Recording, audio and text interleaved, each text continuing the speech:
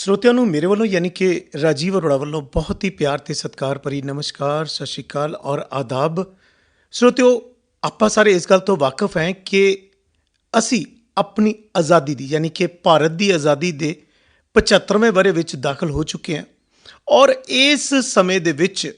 ਅਸੀਂ ਆਪਣੀ ਆਜ਼ਾਦੀ ਦੇ ਜਸ਼ਨ ਹੈ ਜਿਹੜੇ ਉਹ ਮਨਾ ਰਹੇ ਹਾਂ ਔਰ ਜਸ਼ਨਾਂ ਦੀ ਇਸ ਲੜੀ ਨੂੰ ਨਾਮ ਦਿੱਤਾ ਹੈ ਜੀ ਆਜ਼ਾਦੀ ਕਾ ਅੰਮ੍ਰਿਤ ਮਹੋਤਸਵ ਜਾਂ ਆਜ਼ਾਦੀ ਦਾ ਅੰਮ੍ਰਿਤ ਮਹਾਉਤਸਵ। ਔਰ ਇਹਨਾਂ ਹੀ ਸਮਾਰੋਹਾਂ ਦੀ ਲੜੀ ਦੀ ਇੱਕ ਕੜੀ ਇਹ ਵੀ ਹੈ ਕਿ ਦੇਸ਼ ਵਾਸੀਆਂ ਨੂੰ ਉਹਨਾਂ ਆਜ਼ਾਦੀ ਸੰਗਰਾਮੀਆਂ ਦੇ ਜੀਵਨ ਪ੍ਰਤੀ, ਉਹਨਾਂ ਦੀ ਕੁਰਬਾਨੀ ਪ੍ਰਤੀ ਲੋਕਾਂ ਨੂੰ ਦੱਸਿਆ ਜਾਵੇ, ਜਾਗਰੂਕ ਕੀਤਾ ਜਾਵੇ, ਜਿਨ੍ਹਾਂ ਦੇ ਨਾਮ ਸ਼ਾਇਦ ਸਾਡੀਆਂ ਪਾਠ ਪੁਸਤਕਾਂ ਦੇ ਵਿੱਚ ਛਪਣੋਂ ਰਹਿ ਗਏ ਸੀ। ਔਰ ਦੂਸਰੀ ਕੜੀ ਹੈ ਦੇਸ਼ ਵਾਸੀਆਂ ਨੂੰ ਉਹਨਾਂ ਦੇ ਕਾਨੂੰਨੀ ਤੇ ਸੰਵਿਧਾਨਕ ਹੱਕਾਂ ਪ੍ਰਤੀ ਜਾਗਰੂਕ ਕਰਨਾ। ਔਰ ਇੱਕ ਹੋਰ ਕੜੀ ਜਿਹੜੀ ਕਿ ਬੇਸ਼ੱਕ ਇਹ ਸਾਰੇ ਲਿਖਤੀ ਰੂਪ 'ਚ ਤਾਂ ਨਾਲ ਨਹੀਂ ਆਏਗੀ, ਪਰ ਮੈਂ ਸਮਝਦਾ ਕਿ ਇਸ ਦਾ ਇੱਕ ਅਭਿੰਨ ਅੰਗ ਹੈ ਜਾਂ ਇਸ ਦਾ ਅਟੁੱਟ ਅੰਗ ਹੈ ਜਾਂ ਅਨਿੱਖੜਵਾਂ ਅੰਗ ਹੈ, ਉਹ ਹੈਗਾ ਦੇਸ਼ ਵਾਸੀਆਂ ਨੂੰ ਉਹਨਾਂ ਦੇ ਮੌਲਿਕ ਜਾਂ ਬੁਨਿਆਦੀ ਜੋ ਜ਼ਿੰਮੇਵਾਰੀਆਂ ਹੈ ਉਸ ਤੋਂ ਜਾਣੂ ਕਰਵਾਉਣਾ। ਸੋ ਖੈਰ ਜੀ, ਇਸ ਸਾਰੀ ਲੜੀ ਦੇ ਵਿੱਚ ਜਿੱਥੇ ਤੁਹਾਨੂੰ ਅਸੀਂ ਤੁਹਾਡੇ ਹੱਕਾਂ ਪ੍ਰਤੀ ਜਾਗਰੂਕ ਕਰ ਰਹੇ ਹਾਂ, ਉੱਥੇ ਹੀ ਅਸੀਂ ਤੁਹਾਨੂੰ ਤੁਹਾਡੀਆਂ ਜੋ ਜ਼ਿੰਮੇਵਾਰੀਆਂ ਉਸ ਪ੍ਰਤੀ ਵੀ ਜਾਗਰੂਕ ਕਰ ਰਹੇ ਹਾਂ। ਔਰ ਇੱਥੇ ਅੱਜ ਉਚੇਚੇ ਤੌਰ 'ਤੇ ਅਸੀਂ ਆਪਣੇ ਸਟੂਡੀਓ 'ਚ ਸੱਦਾ ਦਿੱਤਾ ਹੈ ਜੀ ਸ਼੍ਰੀ ਵਰਿੰਦਰ ਅਗਰਵਾਲ ਹੋਰਾਂ ਨੂੰ, ਜਿਹੜੇ ਕਿ ਜ਼ਿਲ੍ਹਾ ਤੇ ਸੈਸ਼ਨ ਜੱਜ ਕਮ ਚੇਅਰਮੈਨ ਹੈ ਜੀ ਜ਼ਿਲ੍ਹਾ ਕਾਨੂੰਨੀ ਸੇਵਾਵਾਂ ਅਥਾਰਟੀ ਦੇ। ਅੱਜ ਇਹ ਸਟੂਡੀਓ 'ਚ ਆ ਕੇ ਸਾਨੂੰ ਜਾਣਕਾਰੀ ਦੇਣਗੇ ਸਾਡੀਆਂ ਜ਼ਿੰਮੇਵਾਰੀਆਂ ਬਾਰੇ। ਔਰ ਮੈਂ ਇੱਥੇ ਦੱਸਣਾ ਮੁਨਾਸਬ ਸਮਝੂੰਗਾ ਕਿ ਬਰਨਾਲਾ ਦੇ ਵਿੱਚ, ਜਾਂ ਮੈਂ ਕਹਾਂ ਕਿ ਜ਼ਿਲ੍ਹਾ ਬਰਨਾਲਾ ਦੇ ਵਿੱਚ ਅਗਰਵਾਲ ਸਾਹਿਬ ਨੇ ਲੋਕਾਂ ਨੂੰ ਨਾ ਸਿਰਫ ਉਹਨਾਂ ਦੇ ਹੱਕਾਂ ਪ੍ਰਤੀ ਜਾਗਰੂਕ ਕਰਨ ਦਾ ਬੀੜਾ ਚੱਕਿਆ, ਬਲਕਿ ਉਹਨਾਂ ਨੂੰ ਉਹਨਾਂ ਦੀਆਂ ਜ਼ਿੰਮੇਵਾਰੀਆਂ ਪ੍ਰਤੀ ਵੀ ਜਾਗਰੂਕ ਕੀਤਾ। ਔਰ ਉਹ ਜਾਗਰੂਕਤਾ ਅਭਿਆਨ ਅਜੇ ਵੀ ਜਾਰੀ ਹੈ। ਜਿੰਨਾ ਕਿ ਮੈਨੂੰ ਸਮਝ ਆਇਆ, ਜੋ ਸਾਡੇ ਸੰਵਿਧਾਨ ਦੇ ਵਿੱਚ ਜਿੱਥੇ ਸਾਨੂੰ ਬੁਨਿਆਦੀ ਹੱਕ ਦਿੱਤੇ ਗਏ ਹੈ, ਉੱਥੇ ਹੀ ਸਾਡੀਆਂ ਬੁਨਿਆਦੀ ਜਾਂ ਮੌਲਿਕ ਜ਼ਿੰਮੇਵਾਰੀਆਂ ਵੀ ਆਇਦ ਕੀਤੀਆਂ ਗਈਆਂ, ਜਿਹੜੀਆਂ ਕਿ ਸੰਵਿਧਾਨ ਦੇ ਆਰਟੀਕਲ 51A ਦੇ ਵਿੱਚ ਦਰਜ ਹੈ। ਔਰ 51A ਦੀ ਜੋ ਧਾਰਾ ਜੋ ਕਲੌਜ਼ ਜੀ ਹੈ ਯਾਨੀ 51AG, ਉਹ ਕਹਿੰਦੇ ਹੈ ਜੀ ਉਸ ਦੇ ਵਿੱਚ ਦਰਜ ਹੈ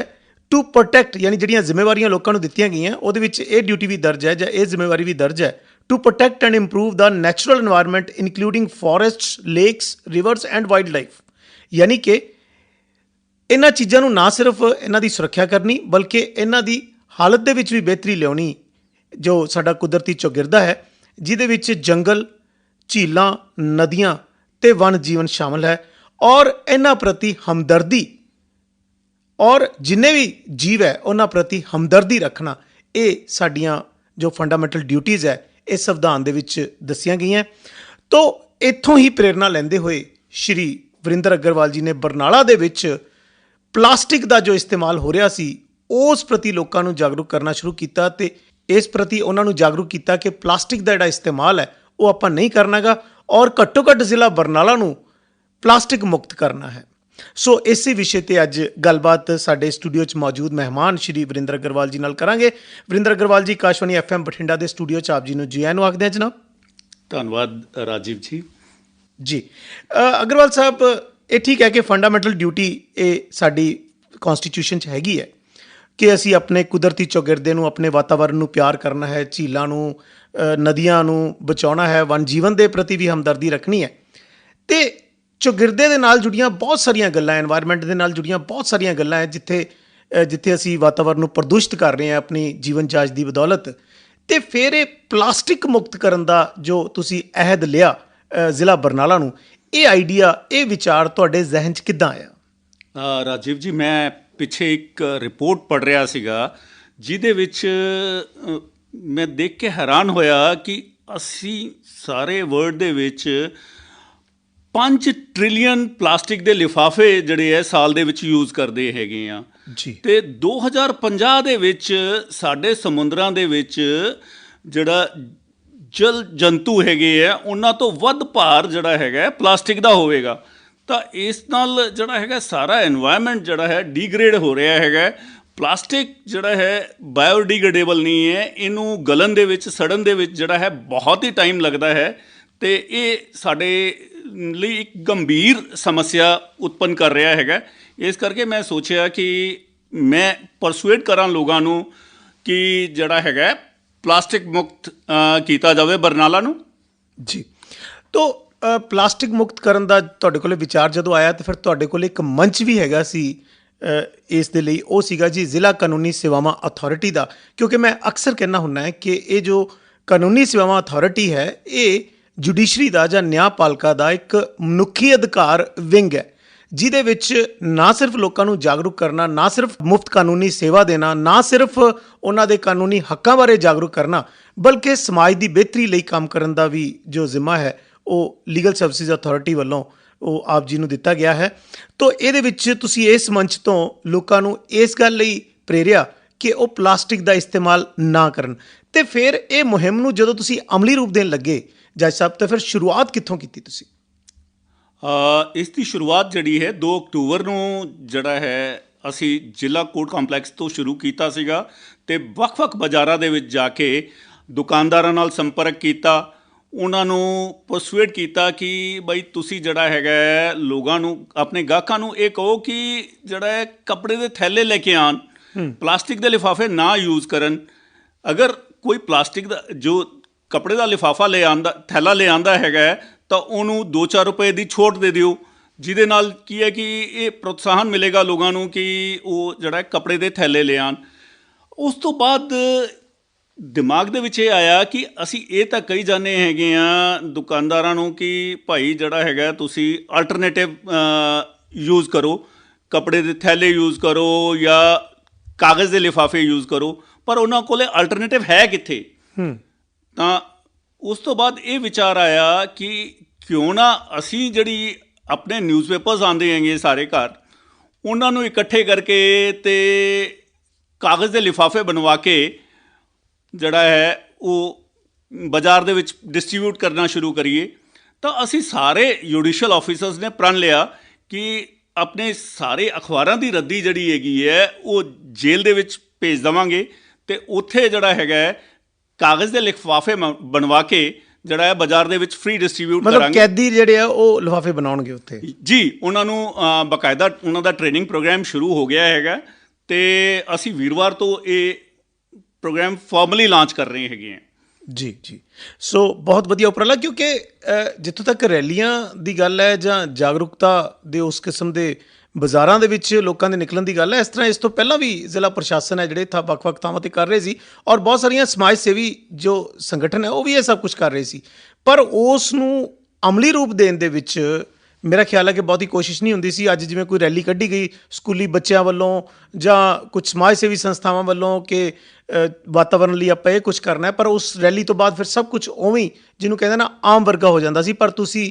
ਇਹ ਸ਼ੁਰੂਆਤ ਕੀਤੀ ਹੈ ਅਤੇ ਉਸ ਨੂੰ ਜਾਰੀ ਵੀ ਰੱਖ ਰਹੇ ਹੋ, ਅਤੇ ਤੁਹਾਡੀ ਇਸ ਮੁਹਿੰਮ ਨੂੰ ਲਗਭਗ 2 ਹਫ਼ਤਿਆਂ ਤੋਂ ਜਾਂ 3 ਹਫ਼ਤੇ ਹੋਣ ਵਾਲੇ ਹੋ ਗਏ ਹੈ। ਸਵਾਲ ਇਹ ਹੈ ਕਿ ਲੋਕਾਂ ਨੂੰ ਤੁਸੀਂ ਅਪੀਲ ਕੀਤੀ, ਅਤੇ ਤੁਹਾਨੂੰ ਕੀ ਲੱਗਿਆ ਕਿ ਜਿਹੜੇ ਕਾਰੋਬਾਰੀ ਲੋਕ ਹੈ ਜਾਂ ਬਰਨਾਲਾ ਜ਼ਿਲ੍ਹੇ ਦੇ ਆਮ ਵਸਨੀਕ ਹੈ, ਉਹਨਾਂ ਦੀ ਫਿਰ ਕੀ ਪ੍ਰਤੀਕਿਰਿਆ ਤੁਸੀਂ ਦੇਖੀ ਕਿ ਮਹਿਜ਼ ਉਹਨਾਂ ਨੇ ਤੁਹਾਡੇ ਮੂੰਹ 'ਤੇ ਹੀ ਤੁਹਾਨੂੰ ਆਸ਼ਵਾਸਨ ਦਿੱਤਾ, ਜਾਂ ਤੁਹਾਡੇ ਕੋਲ ਕੋਈ ਫੀਡਬੈਕ ਆਈ ਕਿ ਵਾਕਈ ਉਹਨਾਂ ਨੇ ਤੁਹਾਡੀ ਇਸ ਗੱਲ ਦੇ ਉੱਤੇ ਅਮਲ ਕਰਕੇ ਜਾਂ ਉਸ ਨੂੰ ਮੰਨ ਕੇ ਇਹ ਸਾਰਾ ਕੁਝ ਲਾਗੂ ਕਰਤਾ? ਨਹੀਂ, ਲਾਗੂ ਸਾਰਾ ਕੁਝ ਨਹੀਂ ਕੀਤਾ ਹੈਗਾ, ਪਰ ਇੱਕ ਕੋਸ਼ਿਸ਼ ਲੋਕਾਂ ਵੱਲੋਂ ਜ਼ਰੂਰ ਹੈਗੀ। ਜਿਵੇਂ ਕਿ ਲਾਇਨਸ ਕਲੱਬ ਬਰਨਾਲਾ ਨੇ ਜਿਹੜਾ ਹੈਗਾ ਕੁਛ ਕਲੌਥ ਬੈਗਸ ਬਣਵਾ ਕੇ ਅਤੇ ਬਾਜ਼ਾਰ ਦੇ ਵਿੱਚ ਡਿਸਟਰੀਬਿਊਟ ਕੀਤੇ, ਜਿਹਦੇ ਨਾਲ ਕੀ ਹੈ ਕਿ ਲੋਕ ਉਹ ਕਲੌਥ ਬੈਗਸ ਯੂਜ਼ ਕਰਨ। ਅੱਛਾ, ਉੱਥੇ ਇੱਕ ਗਰਲਸ ਕਾਲਜ ਹੈਗਾ, ਉਹਨਾਂ ਨੇ ਸਾਨੂੰ ਇੱਕ ਆਫਰ ਦਿੱਤੀ ਕਿ ਸਾਨੂੰ ਕਲੌਥ ਬੈਗਸ ਦੇ ਦਿਓ, ਅਸੀਂ ਉਹਨਾਂ ਦੇ ਵਿੱਚ ਸੁੰਦਰ ਐਮਬਰਾਇਡਰੀ ਕਰਕੇ ਤੁਹਾਨੂੰ ਪ੍ਰੋਵਾਈਡ ਕਰ ਦਾਂਗੇ, ਤਾਂ ਕਿ ਲੋਕਾਂ ਨੂੰ ਜਿਹੜਾ ਹੈ ਕਲੌਥ ਬੈਗ ਚੱਕਣ ਦੇ ਵਿੱਚ ਸ਼ਰਮ ਮਹਿਸੂਸ ਨਾ ਹੋਵੇ। ਬਿਲਕੁਲ ਬਿਲਕੁਲ, ਕਿਉਂਕਿ ਸਾਡਾ ਇਹ ਜਿਹੜਾ ਇਲਾਕਾ ਪੰਜਾਬ ਦਾ ਹੈ ਜਨਾਬ, ਇੱਥੇ ਸਾਡਾ ਇਹ ਦਾਨੀ ਸੱਜਣਾ ਦਾ ਇਲਾਕਾ। ਹੁਣ ਤੁਸੀਂ ਦੇਖੋ ਕਿ ਕਰੋਨਾ ਕਾਲ ਦੇ ਵਿੱਚ ਕਿੰਨੇ ਲੋਕਾਂ ਨੇ ਸੇਵਾ ਕੀਤੀ, ਫੇਸ ਮਾਸਕਸ ਖੁਦ ਬਣਾ ਕੇ ਲੋਕਾਂ ਤੱਕ ਪਹੁੰਚਾਏ ਔਰ ਖਾਣ ਪੀਣ ਦਾ ਸਮਾਨ ਵੀ ਪਹੁੰਚਾਇਆ। ਅਤੇ ਜੇ ਹੁਣ ਚੁਗਿਰਦੇ ਦੀ ਗੱਲ ਆ ਹੀ ਗਈ ਹੈ ਕਿ ਆਉਣ ਵਾਲੇ ਸਮੇਂ 'ਚ ਵੀ ਇਸ ਕਿਸਮ ਦੀਆਂ ਬਿਮਾਰੀਆਂ ਜਿਹੜੀਆਂ ਨਾ ਫੈਲਣ, ਅਤੇ ਫਿਰ ਉਹਦੇ ਲਈ ਸਾਨੂੰ ਵਾਤਾਵਰਨ ਨੂੰ ਤਾਂ ਦੇਖੋ ਬਚਾਉਣਾ ਪਊਗਾ ਹੀ, ਔਰ ਜੇਕਰ ਤੁਹਾਡੇ ਵਰਗੇ ਪਬਲਿਕ ਸਪਿਰਿਟਡ ਪਰਸਨ ਅੱਗੇ ਲੱਗਦੇ ਹੈ ਤੇ ਮੈਨੂੰ ਨਹੀਂ ਲੱਗਦਾ ਕੋਈ ਐਸਾ ਕਾਰਨ ਹੈ ਕਿ ਤੁਹਾਡੇ ਪਿੱਛੇ ਲੋਕ ਹੈ ਜਿਹੜੇ ਉਹ ਨਹੀਂ ਆਉਣਗੇ।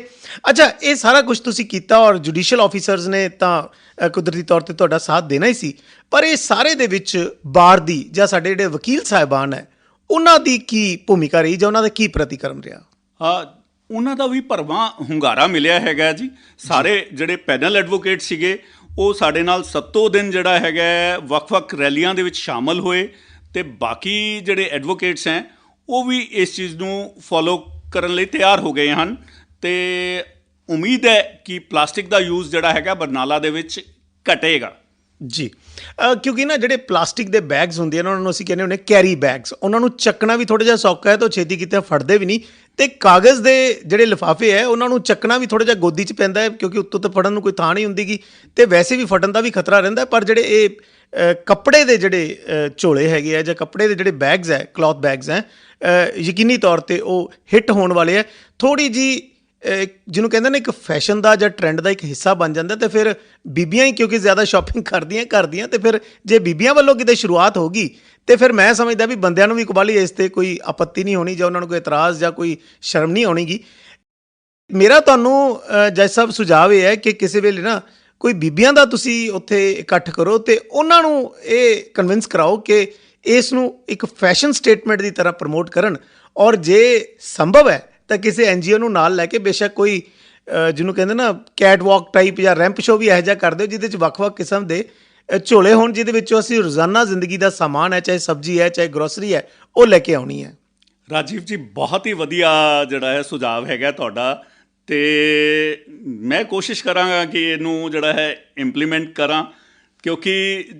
ਜਿਸ ਤਰ੍ਹਾਂ LBS ਕਾਲਜ ਸਾਡੇ ਨਾਲ ਇਸ ਮੁਹਿੰਮ ਦੇ ਵਿੱਚ ਸ਼ਾਮਿਲ ਹੋਇਆ ਹੈ, ਉਹਨਾਂ ਨੇ ਪ੍ਰੋਮਿਸ ਕੀਤਾ ਹੈ ਕਿ ਅਸੀਂ ਇਹਦੇ ਕੰਪੀਟੀਸ਼ਨਸ ਜਿਹੜੇ ਹੈਗੇ ਬੈਗ ਬਣਾਉਣ ਦੇ ਕਰਵਾਵਾਂਗੇ। ਤਾਂ ਇੱਕ ਰਿਕੁਐਸਟ ਮੈਂ ਉਹਨਾਂ ਨੂੰ ਇਸ ਬਾਰੇ ਵੀ ਕਰ ਦੇਵਾਂਗਾ ਤਾਂ ਜੋ ਇਸ ਗੱਲ ਨੂੰ ਹੋਰ ਪ੍ਰਮੋਟ ਕੀਤਾ ਜਾ ਸਕੇ ਜੀ। ਕਿਉਂਕਿ ਸਾਡੀ ਨਾ ਥੋੜ੍ਹਾ ਜਿਹਾ ਪ੍ਰਸ਼ਾਸਨ ਦੀ ਇਹ ਟੈਂਡੈਂਸੀ ਰਹਿੰਦੀ ਹੈ, ਥੋੜ੍ਹਾ ਜਿਹਾ ਰੁਝਾਨ ਰਹਿੰਦਾ ਹੈ ਕਿ ਇਸ ਨੂੰ ਕਾਨੂੰਨੀ ਤੌਰ 'ਤੇ ਲਾਗੂ ਕਰਕੇ ਅਤੇ ਜਿਹੜੇ ਉਹਦੇ ਕੋਈ ਉਲੰਘਣਾ ਕਰਨ ਵਾਲੇ ਉਹਨਾਂ ਨੂੰ ਸਜ਼ਾ ਦਈਏ, ਪੈਨਲਾਈਜ਼ ਕਰੀਏ, ਅਤੇ ਲੋਕਾਂ 'ਚ ਨਾ ਥੋੜ੍ਹੀ ਜਿਹੀ ਫਿਰ ਨਾ ਬਗਾਵਤ ਵੱਧਦੀ ਹੈ। ਲੋਕ ਕਾਨੂੰਨ ਤੋੜ ਕੇ ਨਾ ਥੋੜ੍ਹਾ ਜਿਹਾ ਇਹ ਸਮਝਦੇ ਆ ਵੀ ਅਚੀਵਰ ਸਮਝਦੇ ਆਪਦੇ ਆਪ ਨੂੰ, ਵੀ ਅਸੀਂ ਕੋਈ ਪ੍ਰਾਪਤੀ ਕਰ ਲਈ ਕਿਸੇ ਹੁਕਮਾਂ ਦੀ ਉਲੰਘਣਾ ਕਰਕੇ। ਤਾਂ ਜੇਕਰ ਲੋਕਾਂ ਨੂੰ ਪ੍ਰੋਤਸਾਹਿਤ ਕੀਤਾ ਜਾਵੇ ਔਰ ਲੋਕਾਂ ਨੂੰ ਇਹ ਵਿਸ਼ਵਾਸ ਦਿਵਾਇਆ ਜਾਵੇ ਕਿ ਜੇ ਤੁਸੀਂ ਇਹ ਬੈਗ ਗਲੇ 'ਚ ਟੰਗ ਕੇ ਸਮਾਨ ਲੈ ਰਹੇ ਹੋ ਬਾਜ਼ਾਰ 'ਚ ਜਾਂ ਸ਼ਾਪਿੰਗ ਕਰ ਰਹੇ ਹੋ, ਇਸ 'ਚ ਤੁਹਾਡੀ ਕੋਈ ਹੇਠੀ ਨਹੀਂ ਹੈਗੀ, ਤੁਹਾਡੀ ਬਲਕਿ ਟੌਹਰ ਹੈ, ਔਰ ਤੁਹਾਨੂੰ ਸਨਮਾਨਿਤ ਕੀਤਾ ਜਾਊਗਾ ਇਸ ਗੱਲ ਲਈ, ਸਲੂਟ ਕੀਤਾ ਜਾਊਗਾ ਕਿ ਤੁਸੀਂ ਵਾਤਾਵਰਣ ਦੀ ਸੁਰੱਖਿਆ ਦੇ ਵਿੱਚ ਇੱਕ ਬਹੁਤ ਵੱਡੀ ਭਾਗੀਦਾਰੀ ਹੈ ਜਾਂ ਜਿਹੜੀ ਪਾਰਟੀਸਪੇਸ਼ਨ ਹੈ ਉਹ ਤੁਸੀਂ ਕਰ ਰਹੇ ਹੋ। ਅਤੇ ਮੈਂ ਸਮਝਦਾ ਕਿ ਇੱਕ ਬਹੁਤ ਵਧੀਆ ਗੱਲ ਹੈ। ਔਰ ਮੇਰਾ ਇੱਕ ਸੁਝਾਅ ਹੋਰ ਵੀ ਹੈ ਕਿ ਰੈਂਡਮਲੀ ਕਿਸੇ ਵੇਲੇ ਤੁਸੀਂ ਬਾਜ਼ਾਰ 'ਚ ਨਿਕਲੋ ਔਰ ਉਹਨਾਂ ਸੱਜਣਾ ਦੇ ਨਾਲ ਫੋਟੋ ਕਰਾ ਕੇ ਜਿਹੜੇ ਕਿ ਘਰੋਂ ਕੱਪੜੇ ਦਾ ਬੈਗ ਲੈ ਕੇ ਆਏ ਹੈ, ਉਸ ਨੂੰ ਬੇਸ਼ੱਕ ਸੋਸ਼ਲ ਮੀਡੀਆ ਦੇ ਉੱਤੇ ਜਾਂ ਕੋਈ DLSA ਦਾ ਜੇ ਆਪਣਾ ਕੋਈ ਸਾਈਟ ਹੈਗਾ ਤਾਂ ਉਸ ਦੇ ਉੱਤੇ ਵੀ ਉਸ ਨੂੰ ਜਿਹੜਾ ਹੈ ਉਹ ਪਾਇਆ ਜਾ ਸਕਦਾ, ਤਾਂ ਕਿ ਲੋਕਾਂ ਨੂੰ ਥੋੜ੍ਹਾ ਜਿਹਾ ਇਸ ਪ੍ਰਤੀ ਜਾਗਰੂਕਤਾ ਵੀ ਹੋਵੇ ਅਤੇ ਇਸ ਪ੍ਰਤੀ ਥੋੜ੍ਹਾ ਜਿਹਾ ਉਹਨਾਂ ਦੇ ਵਿੱਚ ਇਹ ਵੀ ਆਵੇ ਕਿ ਵਾਕਈ ਇਹ ਇੱਕ ਬੜੇ ਮਾਣ ਸਨਮਾਨ ਵਾਲੀ ਗੱਲ ਹੈ। ਰਾਜੀਵ ਜੀ, ਇਹ ਗੱਲ ਅਸੀਂ ਪਹਿਲਾਂ ਹੀ ਇੰਪਲੀਮੈਂਟ ਕਰ ਚੁੱਕੇ ਹਾਂ ਜੀ। ਮੈਂ ਜਦ ਮਾਰਕੀਟ ਦੇ ਵਿੱਚ ਗਿਆ ਰੈਲੀ ਦੇ ਵਜੋਂ ਤਾਂ ਮੈਂ ਦੇਖਿਆ ਉੱਥੇ ਜਿਹੜਾ ਹੈਗਾ ਇੱਕ ਔਰਤ ਜਿਹੜੀ ਹੈਗੀ ਹੈ ਉਹ ਸਬਜ਼ੀ ਖਰੀਦਣ ਆਈ ਹੋਈ ਸੀ ਅਤੇ ਉਹਦੇ ਕੋਲ ਆਪਣਾ ਬੈਗ ਸੀਗਾ। ਤਾਂ ਮੈਂ ਉਹਦੇ ਨਾਲ ਗੱਲਬਾਤ ਕੀਤੀ, ਉਹਨੂੰ ਥੈਂਕਸ ਕਿਹਾ ਕਿ ਜਿਹੜਾ ਹੈਗਾ ਤੁਸੀਂ ਇਨਵਾਇਰਮੈਂਟ ਨੂੰ ਬਚਾ ਰਹੇ ਹੋ, ਅਤੇ ਉਹ ਸਾਰੀ ਵੀਡੀਓ ਅਸੀਂ ਕਲਿੱਕ ਕਰਕੇ ਅਤੇ ਜਿਹੜੀ ਹੈ ਆਪਣੇ YouTube ਚੈਨਲ ਦੇ ਉੱਤੇ ਪਾਈ ਹੋਈ ਹੈਗੀ ਜੀ। ਤਾਂ ਇਸ ਤਰ੍ਹਾਂ ਅਸੀਂ ਉਹਨਾਂ ਨੂੰ ਸਨਮਾਨਿਤ ਉਹਨਾਂ ਲੋਕਾਂ ਨੂੰ ਕਰ ਰਹੇ ਹੈਗੇ ਹਾਂ ਜੀ ਜੀ। ਅੱਛਾ, ਇੱਕ ਬੜਾ ਨਿੱਜੀ ਸਵਾਲ ਹੈ ਹੁਣ, ਮਤਲਬ ਕਿਉਂਕਿ ਸੁਵਿਧਾ ਦੀ ਗੱਲ ਜਦੋਂ ਆਉਂਦੀ ਹੈ ਤਾਂ ਫਿਰ ਉਹੀ ਗੱਲ ਹੈ ਵੀ ਬੇਸ਼ੱਕ ਵਾਤਾਵਰਣ ਲਈ ਤਾਂ ਇਹ ਬਹੁਤ ਖਤਰਨਾਕ ਗੱਲ ਹੈ ਪਲਾਸਟਿਕ ਦਾ ਇਸਤੇਮਾਲ ਜਾਂ ਵਨ ਟਾਈਮ ਯੂਜ਼ ਜਿਹੜਾ ਪਲਾਸਟਿਕ ਬੈਗਸ ਦਾ ਅਸੀਂ ਕਰਦੇ ਹਾਂ। ਬੇਸ਼ੱਕ ਸਾਡੇ ਵਰਗੇ ਜਿਹੜੇ ਲੋਅਰ ਮਿਡਲ ਕਲਾਸ ਦੇ ਲੋਕ ਆ ਉਹ ਝੋਲੇ ਘਰੇ ਸੰਭਾਲ ਵੀ ਲੈਂਦੇ ਪਲਾਸਟਿਕ ਦੇ, ਵੀ ਉਹ ਨਾਲ ਵੀ ਲੈ ਕੇ ਜਾਂਦੇ ਆ, ਸਮਾਨ ਵੀ ਉਹਦੇ 'ਚ ਪਾ ਪੂ ਕੇ ਇੱਕ ਵਾਰੀ ਚੱਲਦੇ ਆ। ਅਤੇ ਹੁਣ ਜਦੋਂ ਤੁਹਾਨੂੰ ਦੇਖਿਆ ਗਿਆ ਕਿ ਤੁਸੀਂ ਪਲਾਸਟਿਕ ਬੈਗ ਨੂੰ ਬਿਲਕੁਲ ਸ਼ੁਰੂਆਤ ਤਾਂ ਤੁਸੀਂ ਅਫਕੋਰਸ ਆਪਣੇ ਤੋਂ ਹੀ ਕੀਤੀ, ਅਤੇ ਫਿਰ ਤੁਹਾਡੇ ਸ਼੍ਰੀਮਤੀ ਜੀ ਦੀ ਕੀ ਪ੍ਰਤੀਕਿਰਿਆ ਹੋਈ ਵੀ ਇਹ ਕਿਉਂ ਨਵਾਂ ਜਿਹਾ ਛੇੜ ਲਿਆ? ਵੀ ਸਾਨੂੰ ਤਾਂ ਵਾਹਵਾ ਸੌਖਾ ਜਿਹਾ ਸੀ, ਸ਼ਾਪਿੰਗ ਕਰਨ ਗਏ ਅਤੇ ਵਧੀਆ 4-5 ਬੈਗ ਇੱਧਰ ਫੜੇ, 4-5 ਖੱਬੇ ਹੱਥ 'ਚ ਫੜੇ ਅਤੇ ਸ਼ਾਪਿੰਗ ਵਧੀਆ ਸੌਖੀ ਹੋ ਜਾਂਦੀ ਸੀ। ਹੁਣ ਤਾਂ ਤੁਸੀਂ ਸਾਡਾ ਕੰਮ ਔਖਾ ਕਰਤਾ। ਨਹੀਂ, ਰਾਦਰ ਉਹਨਾਂ ਨੇ ਮੇਰਾ ਪੂਰਾ ਸਾਥ ਦਿੱਤਾ। ਉਹਨਾਂ ਨੇ ਬਲਕਿ ਸਾਰੇ ਲੜਕਿਆਂ ਨੂੰ ਕਿਹਾ ਕਿ ਅੱਜ ਤੋਂ ਬਾਅਦ ਕੋਈ ਵੀ ਲੜਕਾ ਜਿਹੜਾ ਹੈਗਾ ਨਾ ਉਹ ਪਲਾਸਟਿਕ ਦਾ ਬੈਗ ਲੈ ਕੇ ਨਹੀਂ ਆਊਗਾ ਘਰੋਂ, ਜਿਹੜਾ ਥੈਲਾ ਲੈ ਕੇ ਜਾਊਗਾ ਜੱਜ ਸਾਹਿਬ ਇੱਕ ਪਾਸੇ ਜਿਹੜਾ ਹੈਗਾ ਲੋਕਾਂ ਨੂੰ ਪ੍ਰੇਰਿਤ ਕਰ ਰਹੇ ਹੈਗੇ ਤੇ ਆਪਣੇ ਘਰੋਂ ਜਿਹੜਾ ਹੈਗਾ ਜੇ ਕੋਈ ਪਲਾਸਟਿਕ ਦਾ ਯੂਜ਼ ਹੁੰਦਾ ਹੈ ਤਾਂ ਉਹ ਬਹੁਤ ਮਾੜਾ ਲੱਗੇਗਾ। ਜੀ ਆਉਣ ਵਾਲੇ ਸਮੇਂ 'ਚ ਕੁਛ ਇਸ ਤਰ੍ਹਾਂ ਦੇ ਹੁਕਮ ਵੀ ਬਤੌਰ ਡਿਸਟ੍ਰਿਕਟ ਐਂਡ ਸੈਸ਼ਨ ਜੱਜ ਤੁਸੀਂ ਕੱਢ ਸਕਦੇ ਹੋ ਕਿ ਅਦਾਲਤੀ ਕੰਪਲੈਕਸ ਦੇ ਵਿੱਚ ਕੋਈ ਵੀ ਪਲਾਸਟਿਕ ਬੈਗ ਹੈ ਜਿਹੜਾ ਉਹ ਨਾ ਲਿਆਂਦਾ ਜਾਵੇ, ਜਾਂ ਪਲਾਸਟਿਕ ਦੀ ਕੋਈ ਵੀ ਮਟੀਰੀਅਲ ਹੈ ਜਿਹੜਾ ਉਹ ਅੰਦਰ ਨਾ ਲਿਆਂਦਾ ਜਾਵੇ। ਰਾਜੀਵ ਜੀ ਉਹੀ ਗੱਲ ਹੈ ਕਿ ਜੇ ਅਸੀਂ ਇਹ ਬੈਨ ਲਗਾਵਾਂਗੇ ਇਹ ਫੋਲੋ ਨਹੀਂ ਹੋ ਸਕਦੇ, ਸਾਨੂੰ ਲੋਕਾਂ ਨੂੰ ਪਰਸੂਏਡ ਕਰਨਾ ਪਏਗਾ। ਜੀ ਪੰਜਾਬੀ ਯੋਧੇ ਹੁੰਦੇ ਹੈ ਤੇ ਇਹ ਜਿਹੜਾ ਹੈਗਾ ਇਹਨੂੰ ਉਹ ਡੈਫੀਨੇਟਲੀ ਵਾਇਲੇਟ ਕਰਨਗੇ। ਤਾਂ ਇਸ ਕਰਕੇ ਮੇਰੀ ਜਿਹੜੀ ਸੋਚ ਹੈ ਇਹ ਹੈ ਕਿ ਲੋਕਾਂ ਨੂੰ ਮਨਾ ਕੇ ਉਹਨਾਂ ਨੂੰ ਇਹਨਾਂ ਦੀ ਜਾਣਕਾਰੀ ਦੇ ਕੇ ਜਿਹੜਾ ਹੈਗਾ ਪਰਸੂਏਡ ਕੀਤਾ ਜਾਵੇ। ਜੀ ਤੋ ਇਹ ਤਾਂ ਉਹ ਸਾਰੀਆਂ ਗੱਲਾਂ ਹੋ ਗਈਆਂ ਜਿਹੜੀਆਂ ਤੁਸੀਂ ਵਿਅਕਤੀਗਤ ਰੂਪ 'ਚ ਸ਼ੁਰੂਆਤ ਕੀਤੀਆਂ। ਬੇਸ਼ੱਕ ਇਹਦੀ ਸ਼ੁਰੂਆਤ ਆਜ਼ਾਦੀ ਕਾ ਅੰਮ੍ਰਿਤ ਮਹੋਤਸਵ ਤੋਂ ਹੀ ਹੋਈ, ਪਰ ਹੌਲੀ ਹੌਲੀ ਤੁਹਾਨੂੰ ਇਹ ਲੱਗਿਆ ਕਿ ਇਹ ਬਤੌਰ ਇੱਕ ਭਾਰਤ ਵਾਸੀ ਤੁਹਾਡੀ ਇੱਕ ਅਖਲਾਕੀ ਜ਼ਿੰਮੇਵਾਰੀ ਵੀ ਹੈ, ਸੰਵਿਧਾਨਕ ਜ਼ਿੰਮੇਵਾਰੀ ਤਾਂ ਹੈ ਹੀ ਹੈ ਚਲੋ, ਔਰ ਤੁਸੀਂ ਜਿਹਨੂੰ ਕਹਿੰਦੇ ਨਾ ਗੋਇੰਗ ਬਿਯੋਂਡ ਦਾ ਕਾਲ ਆਫ ਡਿਊਟੀ, ਤੁਸੀਂ ਇਹ ਸਭ ਕੁਝ ਕਰ ਰਹੇ ਹੋ ਔਰ ਇਹਦੇ ਨਤੀਜੇ ਵੀ ਜਿਹੜੇ ਆਉਣੇ ਸ਼ੁਰੂ ਹੋ ਚੁੱਕੇ ਆ ਔਰ ਹੋਰ ਵੀ ਵਧੀਆ ਨਤੀਜੇ ਜਿਹੜੇ ਆਉਣਗੇ। ਪਰ ਹੁਣ ਆਪਾਂ ਸਰਕਾਰ ਦੀ ਗੱਲ ਕਰੀਏ, ਮੈਂ ਮੰਨਦਾ ਕਿ ਬਹੁਤ ਸਾਰੀਆਂ ਗੱਲਾਂ ਜਿਹੜੀਆਂ ਹੈਗੀਆਂ ਉਹ ਲੋਕ ਜਦੋਂ ਜਿਹੜੀ ਗੱਲ 'ਤੇ ਸਹਿਮਤ ਹੋ ਜਾਂਦੇ ਆ ਉਸ ਨੂੰ ਲਾਗੂ ਕਰਵਾਉਣਾ ਕਿਤੇ ਸੌਖਾ ਹੁੰਦਾ ਹੈ, ਬਜਾਏ ਇਸ ਦੇ ਕਿ ਜਿਹਨੂੰ ਅੰਗਰੇਜ਼ੀ 'ਚ ਕਹਿੰਦੇ ਕੋਈ ਲੈਜਿਸਲੇਟਿਵ ਮੈਸ਼ਰਸ ਜਾਂ ਕਾਨੂੰਨ ਦੇ ਰਾਹੀਂ ਉਸ ਨੂੰ ਲਾਗੂ ਕਰਵਾਇਆ ਜਾਵੇ ਜਾਂ ਇੰਪਲੀਮੈਂਟ ਕਰਵਾਇਆ ਜਾਵੇ। ਪਰ ਫਿਰ ਵੀ ਸਾਡੇ ਸਰੋਤਿਆਂ ਦੀ ਜਾਣਕਾਰੀ ਹਿੱਤ ਮੈਂ ਆਪ ਜੀ ਨੂੰ ਪੁੱਛੂੰਗਾ ਕਿ ਕੀ ਕੋਈ ਕੇਂਦਰ ਸਰਕਾਰ ਦਾ ਜਾਂ ਪੰਜਾਬ ਸਰਕਾਰ ਦਾ ਇਸ ਕਿਸਮ ਦਾ ਕਾਨੂੰਨ ਕੋਈ ਹੈਗਾ ਜਿਹਦੇ ਵਿੱਚ ਜ਼ਿਲ੍ਹਾ ਪ੍ਰਸ਼ਾਸਨ ਜਾਂ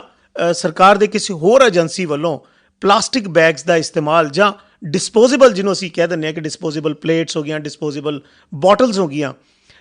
ਇਹਨਾਂ ਦੇ ਇਸਤੇਮਾਲ ਦੇ ਉੱਤੇ ਕੋਈ ਪ੍ਰਤੀਬੰਧ ਜਾਂ ਕੋਈ ਰੁਕਾਵਟ ਲਾਈ ਜਾਵੇ? ਕਿਉਂਕਿ ਮੇਰੇ ਜ਼ਿਹਨ 'ਚ ਕਿਤੇ ਆ ਰਿਹਾ ਕਿ ਮਾਨਯੋਗ ਸੁਪਰੀਮ ਕੋਰਟ ਦੀ ਇੱਕ ਜੱਜਮੈਂਟ ਇਸ ਬਾਬਤ ਜ਼ਰੂਰ ਹੈਗੀ ਸੀ। ਰਾਜੀਵ ਜੀ, ਭਾਰਤ ਸਰਕਾਰ ਨੇ ਐਨਵਾਇਰਨਮੈਂਟ ਪ੍ਰੋਟੈਕਸ਼ਨ ਐਕਟ ਦੇ ਅੰਦਰ ਰੂਲਸ ਬਣਾ ਕੇ ਇਹ ਲਾਜ਼ਮੀ ਕਰ ਦਿੱਤਾ ਹੈ ਕਿ ਕੁਝ ਜਿਹੜੇ ਸਿੰਗਲ ਯੂਜ਼ ਪਲਾਸਟਿਕ ਆਈਟਮਸ ਹੈਗੀਆਂ ਜਿਵੇਂ ਕਿ ਸਟਰਾਜ਼ ਹੈਗੀਆਂ, ਈਅਰਬਡਸ ਹੈਗੇ, ਉਹ 1 ਜਨਵਰੀ 2022 ਤੋਂ ਬੈਨ ਹੋ ਜਾਣਗੇ। ਜੀ ਅਤੇ ਉਸ ਤੋਂ ਬਾਅਦ ਜਿਹੜੀਆਂ ਬਹੁਤ ਸਾਰੀਆਂ ਸਿੰਗਲ ਯੂਜ਼ ਪਲਾਸਟਿਕ ਆਈਟਮਸ ਹੈਗੀਆਂ ਉਹ 1 ਜੁਲਾਈ 2022 ਤੋਂ ਬੈਨ ਹੋ ਜਾਣਗੀਆਂ ਅਤੇ ਕੰਪਲੀਟ ਬੈਨ ਜਿਹੜਾ ਹੈਗਾ ਸਿੰਗਲ ਯੂਜ਼ ਪਲਾਸਟਿਕ ਦੇ ਉੱਤੇ 1 ਸੈਪਟੰਬਰ 2022 ਤੋਂ ਲਾਗੂ ਹੋ ਜਾਏਗਾ। ਇਸ ਲਈ ਸਾਨੂੰ ਚਾਹੀਦਾ ਹੈ ਕਿ ਅਸੀਂ ਆਪਣੇ ਆਪ ਨੂੰ ਪਹਿਲਾਂ ਹੀ ਮੋਲਡ ਕਰ ਲਈਏ, ਅਸੀਂ ਆਲਟਰਨੇਟਿਵ ਜਿਹੜੇ ਹੈਗੇ ਪਹਿਲਾਂ ਹੀ ਅਡੋਪਟ ਕਰ ਲਈਏ ਸੋ ਦੈਟ ਕਿ ਸਾਨੂੰ ਉਸ ਵੇਲੇ ਮੁਸ਼ਕਿਲ ਨਾ ਆਵੇ। ਬਿਲਕੁਲ ਬਿਲਕੁਲ। ਦੇਖੋ ਛੋਟੀਆਂ ਛੋਟੀਆਂ ਗੱਲਾਂ, ਹੁਣ ਆਪਾਂ ਘਰ ਤੋਂ ਕਿਤੇ ਜਾਣ ਲਈ ਰਵਾਨਾ ਹੁੰਦੇ ਹਾਂ, ਠੀਕ ਹੈ, ਆਰਥਿਕ ਖੁਸ਼ਹਾਲੀ ਦੀ ਬਦੌਲਤ ਸਾਡੇ ਬੱਚੇ ਖਾਸ ਕਰਕੇ ਇਹ ਕੁਛ ਕਰਦੇ ਆ, ਸਿਆਣੇ ਕਈ ਵਾਰੀ ਇਹ ਖਰਚੇ ਕਰਨ ਤੋਂ ਥੋੜ੍ਹਾ ਗੁਰੇਜ਼ ਕਰਦੇ ਆ ਵੀ ਘਰ ਤੋਂ ਚੱਲੇ ਆ, ਪਾਣੀ ਦੀ ਬੋਤਲ ਤੁਹਾਨੂੰ ਵੀ ਯਾਦ ਹੋਣਾ ਹੋਸਟਲ 'ਚ ਜਾਂਦੇ ਸੀ ਤਾਂ ਘਰੋਂ ਹੀ ਲੈ ਕੇ ਤੁਰਦੇ ਸੀਗੇ, ਪਰ ਅੱਜ ਕੱਲ੍ਹ ਬੱਚੇ ਕੀ ਹੈ ਜੀ, ਘਰੋਂ ਚੱਲਦੇ ਆ ਔਰ ਅੱਧੇ ਘੰਟੇ ਬਾਅਦ ਹੀ ਉਹਨਾਂ ਨੂੰ ਪਿਆਸ ਲੱਗਦੀ ਹੈ ਅਤੇ ਫਿਰ 20-30 ਰੁਪਏ ਦੀ ਉਹ ਬੋਤਲ ਖਰੀਦਦੇ ਹੈ ਪਾਣੀ ਦੀ, ਔਰ ਕਈ ਥਾਵਾਂ 'ਤੇ ਇਸ ਤੋਂ ਵੀ ਮਹਿੰਗੀ ਇਹ ਬੋਤਲ ਹੈ ਜਿਹੜੀ ਮਿਲਦੀ ਹੈ, ਔਰ ਉਸ ਤੋਂ ਬਾਅਦ ਕਿਤੇ ਵੀ ਉਹ ਘੁਮਾ ਕੇ ਬਾਹਰ ਸੁੱਟਦੇ ਹੈ ਔਰ ਵਾਤਾਵਰਨ ਨੂੰ ਕਿੰਨਾ ਨੁਕਸਾਨ ਇਸ ਨਾਲ ਹੋ ਰਿਹਾ ਇਹ ਮੇਰੇ ਖਿਆਲ ਹੈ ਕਿ ਕਿਸੇ ਨੂੰ ਦੱਸਣ ਦੀ ਜ਼ਰੂਰਤ ਨਹੀਂ ਹੈਗੀ। ਪਹਿਲੀ ਗੱਲ ਤਾਂ ਇਹ ਹੈ ਕਿ ਜਿਵੇਂ ਜੱਜ ਸਾਹਿਬ ਨੇ ਇਹ ਕਿਹਾ, ਤਾਕੀਦ ਕੀਤੀ ਹੈ ਇਲਾਕਾ ਨਿਵਾਸੀਆਂ ਨੂੰ ਕਿ ਪਲਾਸਟਿਕ ਦਾ ਇਸਤੇਮਾਲ ਆਪਾਂ ਘਟਾਉਣਾ ਹੈ, ਅਤੇ ਅਸੀਂ ਇਕੱਲੇ ਪਲਾਸਟਿਕ ਬੈਗਸ ਦੀ ਗੱਲ ਨਹੀਂ ਕਰ ਰਹੇ, ਅੱਜ ਅਸੀਂ ਉਸ ਪਲਾਸਟਿਕ ਦੀ ਵੀ ਗੱਲ ਕਰ ਰਹੇ ਹਾਂ ਜਿਹੜੀ ਅਸੀਂ ਗੈਰ ਜ਼ਰੂਰੀ ਤੌਰ 'ਤੇ ਵੀ ਵਰਤਦੇ ਹਾਂ, ਜਿਵੇਂ ਪਾਣੀ ਦੀ ਬੋਤਲ ਹੋ ਗਈ। ਔਰ ਦੂਸਰੀ ਗੱਲ ਇਹ ਹੈਗੀ ਹੈ ਕਿ ਖਾਣੇ ਦੇ ਲਈ, ਕਿਉਂਕਿ ਅਸੀਂ ਸਮਝਦੇ ਹਾਂ ਕਿ ਪਲੇਟਾਂ ਵਗੈਰਾ ਧੋਣੀਆਂ ਔਖੀਆਂ ਲੱਗਦੀਆਂ, ਜਾਂ ਅਸੀਂ ਕੋਈ ਪਾਰਟੀ ਵਗੈਰਾ ਕਰਦੇ ਹਾਂ ਤਾਂ ਉਹਦੇ ਵਿੱਚ ਵੀ ਡਿਸਪੋਜ਼ੇਬਲ ਜਿਹੜਾ ਇੱਕ ਸ਼ਬਦ ਨਵਾਂ ਆ ਗਿਆ ਕਿ ਵਰਤੋਂ ਕੀਤੀ ਅਤੇ ਉਸ ਨੂੰ ਸੁੱਟ ਦਿੱਤਾ, ਉਹ ਵੀ ਅਸੀਂ ਪਲੇਟਾਂ ਚਮਚੇ ਜਿਹੜੇ ਹੈ ਉਹ ਇਸਤੇਮਾਲ ਕਰਦੇ। ਔਰ ਮੈਨੂੰ ਜੱਜ ਸਾਹਿਬ ਇਹ ਵੀ ਗੱਲ ਸਮਝ ਨਹੀਂ ਆਏਗੀ ਕਿ ਵਿਆਹ ਸ਼ਾਦੀਆਂ 'ਤੇ ਬਾਕੀ ਤਾਂ ਸਾਰੇ ਸਟੀਲ ਦੇ ਚਮਚ ਚੱਲਦੇ ਆ, ਪਰ ਜਦੋਂ ਸਵੀਡਿਸ਼ ਸਰਵ ਹੋਣੀ ਹੈ ਅਤੇ ਉਦੋਂ ਫਿਰ ਉਹ ਪਲਾਸਟਿਕ ਦੇ ਚਮਚ ਅਤੇ ਪਲੇਟਸ ਹੈ ਜਿਹੜੀਆਂ ਚੱਲ ਪੈਂਦੀਆਂ। ਤਾਂ ਤੁਸੀਂ ਦੁਕਾਨਦਾਰਾਂ ਨੂੰ ਤਾਂ ਚਲੋ ਬੇਨਤੀ ਕਰਤੀ, ਅਤੇ ਕਦੇ ਕਿਤੇ ਵਿਆਹ ਸ਼ਾਦੀ 'ਤੇ ਜਾਂਦੇ ਹੋ ਬੇਸ਼ੱਕ ਦੋਸਤ ਰਿਸ਼ਤੇਦਾਰ ਦੀ, ਅਤੇ ਕਦੇ ਉਹਨਾਂ ਨੂੰ ਵੀ ਇਹ ਬੇਨਤੀ ਕਰ ਦਿੰਦੇ ਉਹਨੇ ਵੀ ਚਲੋ ਇਸ ਤੋਂ ਬਾਅਦ ਜਿਹੜਾ ਤੁਸੀਂ ਘਰ 'ਚ ਕੋਈ ਸਮਾਗਮ ਕੀਤਾ ਤਾਂ ਇਸ ਤੋਂ ਥੋੜ੍ਹਾ ਗੁਰੇਜ਼ ਕਰਨਾ। ਰਾਜੀਵ ਜੀ, ਇਸ ਤੋਂ ਬਾਅਦ ਜਿਹੜਾ ਹੈਗਾ ਨਾ ਅਗਲਾ ਸਟੈਪ ਇਹ ਹੈ, ਹਾਂ ਇਹ ਅਗਲਾ ਸਟੈਪ ਇਹ ਹੈ, ਮੋਰਓਵਰ 1 ਜਨਵਰੀ 2022 ਤੋਂ ਬਾਅਦ ਤਾਂ ਇਹ ਜਿਹੜਾ ਹੈਗਾ ਤੁਸੀਂ ਪਬਲਿਕਲੀ ਯੂਜ਼ ਕਰ ਹੀ ਨਹੀਂ ਪਾਓਗੇ। ਵਰਿੰਦਰ ਅਗਰਵਾਲ ਜੀ ਆਕਾਸ਼ਵਾਣੀ FM ਬਠਿੰਡਾ ਦੇ ਸਟੂਡੀਓ 'ਚ ਆਪਣੇ ਰੁਝੇਵਿਆਂ 'ਚੋਂ ਸਮਾਂ ਕੱਢ ਕੇ ਆਕਾਸ਼ਵਾਣੀ FM ਬਠਿੰਡਾ ਦੇ ਸਟੂਡੀਓ 'ਚ ਅੱਜ ਪਹੁੰਚੇ। ਤੁਹਾਡਾ ਬਹੁਤ ਬਹੁਤ ਧੰਨਵਾਦ। ਧੰਨਵਾਦ ਰਾਜੀਵ ਜੀ।